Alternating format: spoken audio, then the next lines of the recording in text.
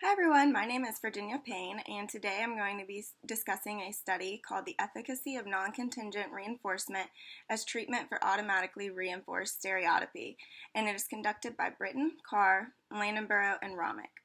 The research question of this study was to evaluate the efficacy of non-contingent reinforcement during two different conditions in which participants had free access to competing leisure items.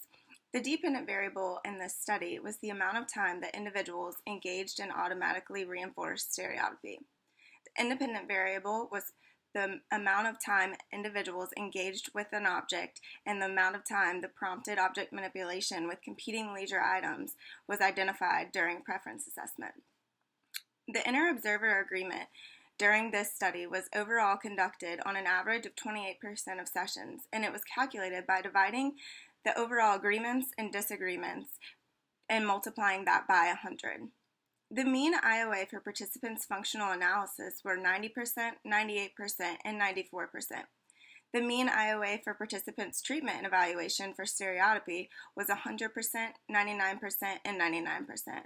And lastly, mean IOA for the participants' object manipulation were 97%, 98%, and 100%. Treatment fidelity data was collected during each condition and averaged 93% for each participant. The results of this study showed that the functional analysis of participants' stereotypic behaviors illustrated that in the absence of social consequences, stereotypy was maintained.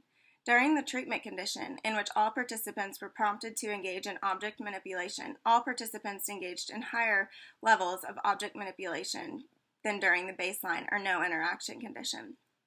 Participants engaged in higher levels of stereotypy and lower levels of object manipulation during the condition in which the object was placed in front of the participants and there was no prompts to engage with the object. The conclusions were behaviors were maintained by automatic reinforcement were reduced when prompting individuals to manipulate competing stimuli that were identified through a preference assessment. There are two limitations of this current study. First, the results of the sequent effects observed in the treatment evaluation could be due to participants being exposed to an unprompted object manipulation. Second, more extensive data collection and measurement systems would be needed to further support the results of this study. Thank you.